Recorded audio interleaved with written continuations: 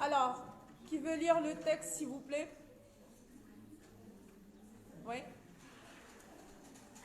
À haute voix, si possible. L'homme n'est jamais content. Recueil, mes loisirs, poésie des vers, 1858. Tu ne vas pas dans ce bas monde, toujours au gré de nos désirs, et bien souvent un verre immonde se glisse au cœur de nos plaisirs. Alors nous faisons bouche amère, nous nous plaignons de notre sort, et toujours notre dépit éphémère trouve des charmes à la mort. L'homme est étrange créature, suscitement et se conduit, que pour un peu de fourriture, elle jette au loin le meilleur fruit. L'homme se tourmente de chimères, il court après ce qui n'est pas, elle est la cause de ses misères, puis lâchement redoute le trépas. Nous avons sans raison pour rire, contre une à peine pour pleurer, sachant donc le voir et le dire, et cessant enfin de t'en soupirer. Frédéric Gaumont. Comment? Très bien, je lis. Alors que tout le monde suive, s'il vous plaît. L'homme n'est jamais content.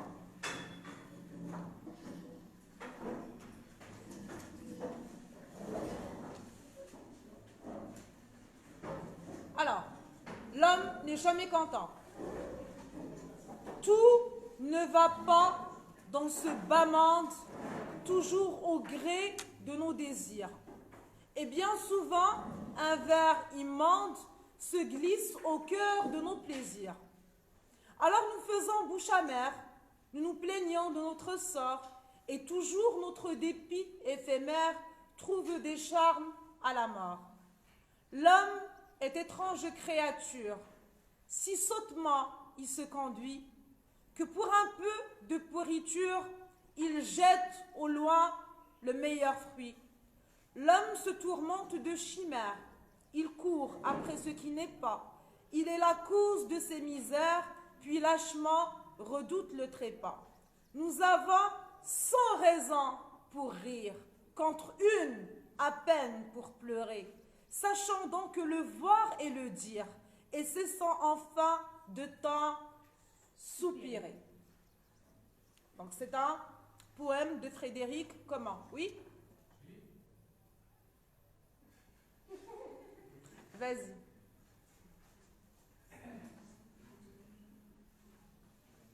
Tu ne vas pas dans ce bas monde, toujours regret dans nos misères, et bien souvent un verre et monde se glisse au cœur de nos plaisirs.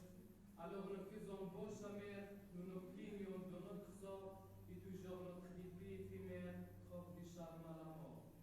L'homme est étrange créature, c'est sottement qu'il se conduit, que pour un peu de porture. De pourriture.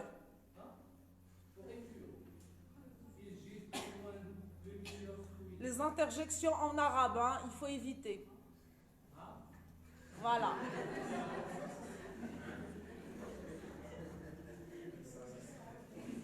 Continue. L'homme se tourmente de chimères. Se tourmente. Il est la cause de ses misères, pour lâchement redoute le trépas. Nous avons sans raison pour rire, contre une à peine pour pleurer, sachant qu'on le voir et le dire, et cessant enfin de temps Soupirer. C'est bon, t'es content?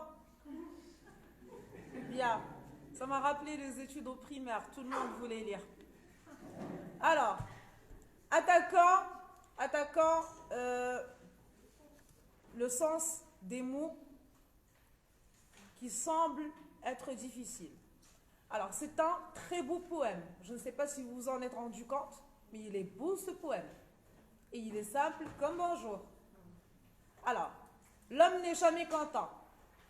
L'homme. Alors, première question, hein. L'homme. Est-ce qu'il s'agit de l'homme? Bien, est-ce que c'est l'homme de manière générale, ce qui inclut hommes et femmes? C'est une question. Alors, qu'est-ce qu'il nous dit? Tout ne va pas dans ce bas monde. Dans ce bas monde, toujours au gré de nos désirs. Que veut dire au gré? Selon. Vous notez. On ne peut pas comprendre un texte si on n'arrive pas à bien le déchiffrer.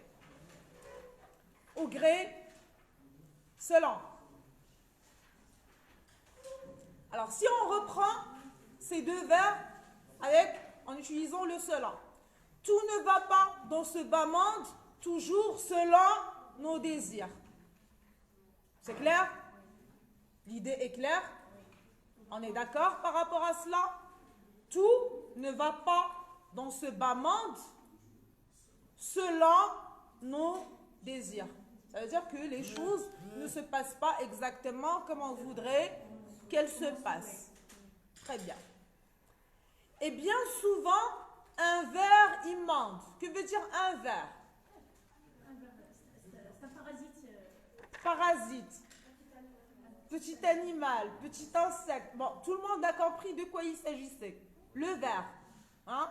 Alors, toujours au gré de nos désirs, et bien souvent, un ver immonde, répugnant, affreux, se glisse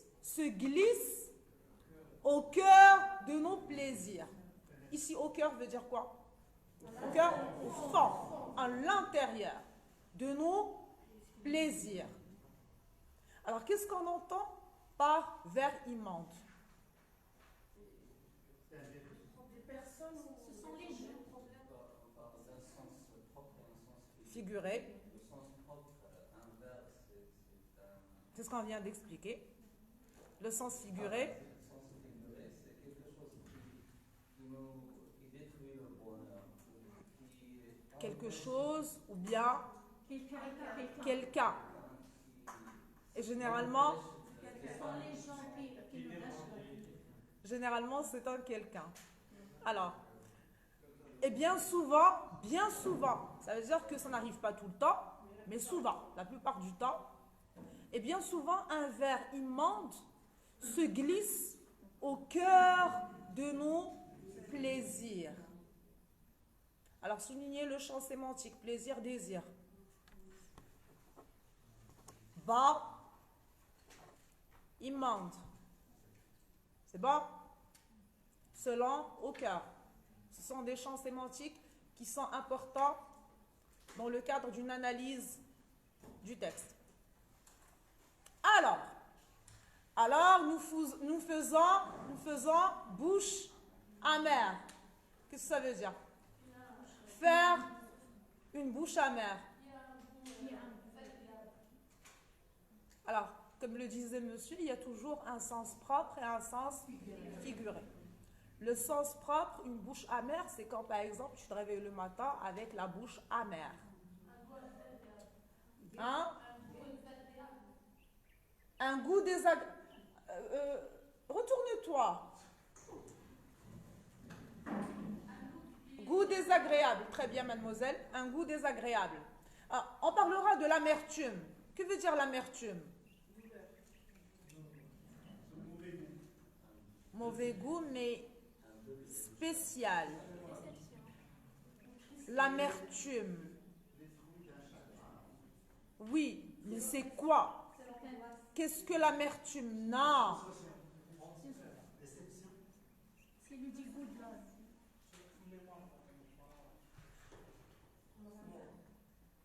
Ouais. Un goût amer, l'amertume. C'est quand tu penses à, je sais pas moi, un souvenir qui fait partie du passé et tu ressens de l'amertume. L'amertume, ce n'est pas seulement la tristesse, c'est un mélange de tristesse, de chagrin, de nostalgie, un petit peu de colère. L'amertume, c'est quand tu te dis par exemple, eh ben, si j'avais des gens qui étaient là pour me soutenir, je serais devenu quelqu'un d'autre. L'amertume. Alors, une nuance de tristesse avec du regret, avec du reproche, avec un petit peu de colère. Donc, c'est un cocktail. Hein? C'est l'amertume. Oui? Une confession que je suis responsable de pas nécessairement. L'amertume, on peut la ressentir parce qu'on en veut à la vie, parce qu'on en veut à quelqu'un. Il y a une nuance de reproche aussi. Il y a un reproche. Bien. Alors nous faisons bouche amère. Alors il y a une expression qui dit faire une moue, faire la moue. Faire la moue, ça veut dire quoi? Ça veut dire que tu boudes. D'accord? Alors nous faisons bouche amère. Est-ce que nous pouvons faire une bouche amère? Non, c'est une figure de style. Alors nous faisons bouche amère. Ça veut dire que nous ressentons de l'amertume tout simplement. Oui. Nous nous plaignons de notre sort. Nous plaignons, se plaindre. Se plaindre. Ça veut dire quoi? Je me plains. Ça veut dire que je dis à tout le monde autour de moi que voilà, je ne vais pas bien, les choses dans ma vie ne se sont pas passées comme prévu. Se plaindre, c'est gémir un petit peu. Hein. C'est ne pas arrêter de faire part aux autres de nos misères. Se plaindre, c'est ça. Faire part aux autres de nos misères. Nous nous plaignons de notre sort. Ça veut dire que nous en voulons au sort, le sort, le destin. Et toujours, notre dépit éphémère. Le dépit veut dire quoi? La déception. Et toujours notre dépit éphémère. Éphémère contre durable. C'est l'opposé de durable. Éphémère, provisoire, passager. J'espère que vous notez. Et toujours notre dépit, ça veut dire notre déception, éphémère, provisoire, trouve des charmes à la mort. À chaque fois que l'on est déçu, on commence à souhaiter la mort. Nous avons envie d'en finir. Exactement. L'homme est étrange créature, avec un point d'exclamation. Si sottement il se conduit d'une manière très bête, sottement, bêtement. Comment? Non. Bêtement. Si bêtement il se conduit. Donc si sottement il se conduit. Alors on explique là, que pour un peu de pourriture, il jette au loin le meilleur fruit. Ça veut dire qu'il jette le meilleur fruit parce qu'il y a une petite parcelle de pourriture dedans. Et le poète trouve que c'est bête. Normalement, si nous avons un fruit qui est vraiment très bon, excellent, qui a un petit peu de pourriture dedans, on en fait quoi? On retire la pourriture et on laisse le fruit tel qu'il est. Mais l'homme, qu'est-ce qu'il fait? Il jette le meilleur fruit sous prétexte qu'il y a un petit peu de pourriture dedans. Il cherche la perfection. Et le poète pense, il trouve que c'est bête. Parce que finalement, est-ce que la perfection existe? Donc l'homme va se retrouver jamais insatiable. Alors, l'homme se tourmente de chimères. Que veut dire chimère? Illusion, idée, sans rapport avec la réalité. L'homme se tourmente, se tourmenter. C'est souffrir. Les tourments. Les tourments, c'est les soucis. Ça veut dire qu'il se fait du souci. L'homme se tourmente de chimères, d'idées qui n'ont aucun rapport avec la réalité. Il court après ce qui n'est pas. Il est la cause de ses misères. Ça veut dire que l'homme est responsable de ses misères, de sa souffrance, de ses chagrins. il est le premier responsable. Puis lâchement, redoute le trépas. Que veut dire trépas? La mort. C'est la mort. Puis lâchement, redoute le trépas. Ça veut dire qu'il ne fait que souffrir. À un certain moment, il a envie de mourir, mais au fait, il n'a pas envie de mourir. Donc c'est l'idée, bien la volonté de mourir est une volonté provisoire, éphémère, qui dépend du dépit qu'il ressent. Mais au fait, est-ce qu'il a envie vraiment de mourir? Il redoute, puis lâchement redoute le trépas. Il a peur de mourir. Nous avons, alors c'est mon passage préféré, nous avons 100 raisons pour rire, 100, 100, nous avons 100 raisons pour rire, contre une à peine pour pleurer. Ça veut dire que nous avons tout pour être heureux. Et non seulement être heureux, mais rire. Être vraiment épanoui. Sachant donc le voir et le dire. Et cessant enfin de temps soupirer. Quand est-ce qu'on soupire?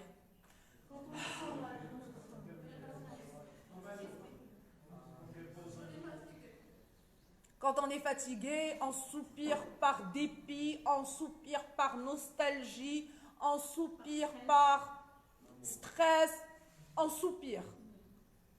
Arrêtons de soupirer.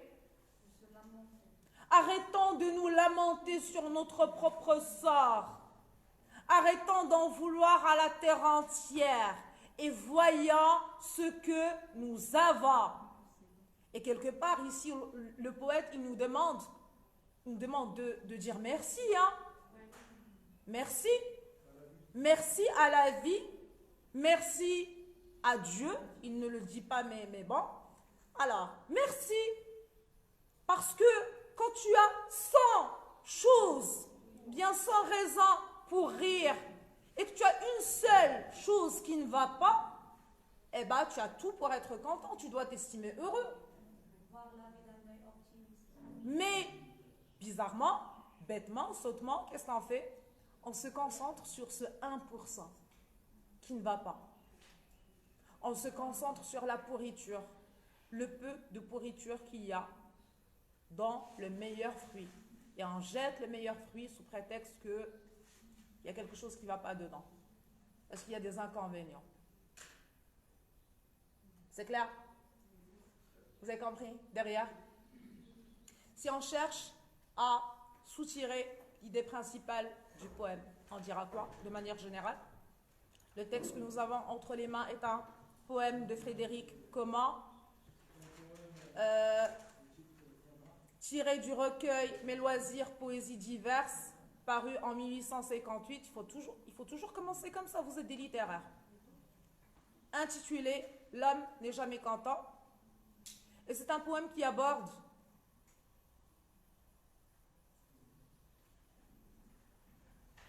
c'est un poème qui critique la nature humaine de par son côté ingrat, parce que là il s'agit de l'ingratitude. Vous savez ce que veut dire l'ingratitude? C'est qu'on n'est pas reconnaissant. De par son côté ingrat, de par sa quête permanente de la perfection, une perfection qui n'existe pas. Et à travers ce poème, Frédéric Comment nous pousse, nous incite à prendre en considération tout le bien qui nous entoure et arrêter de nous plaindre sur notre sort. Et quoi d'autre? Moi, je vous dis ça juste comme ça, hein. Moi, je n'ai pas travaillé sur le texte. Et puis quoi d'autre? Il nous demande d'arrêter de nous plaindre, d'être reconnaissant.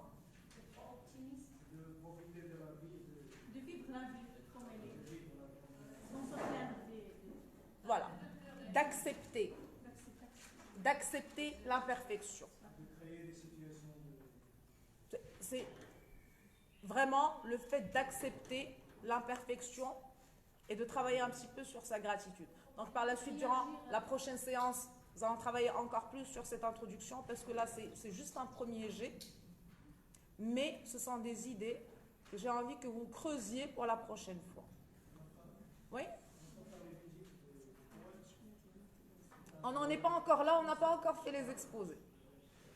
Alors dans 15 jours, ça va être le vendredi 29 mars, Inch'Allah, c'est ça? Alors là, on va commencer à présenter des exposés qui vont dresser les axes principaux de ce module. Et puis par la suite, nous allons être vraiment plus précis quand il va s'agir de situer le texte de par son genre, de par son type, etc., de par ses caractéristiques. C'est clair? Vous avez des questions? Vous avez quelque chose à ajouter? Oui?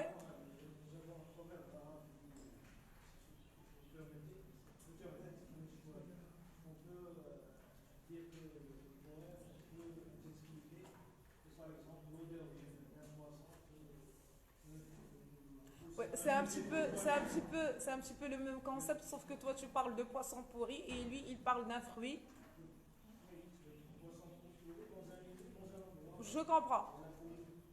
Je comprends, c'est un petit peu la même chose, mais ici c'est mieux dit. C'est bon? Alors, regroupez-vous encore une fois s'il vous plaît et travaillez sur un commentaire de texte. Commentaire de texte, développement. Alors, qu'est-ce qu'on avait dit? Je rappelle, s'il vous plaît, on ne peut pas commencer directement par une introduction. Au niveau du brouillon, je fais quoi?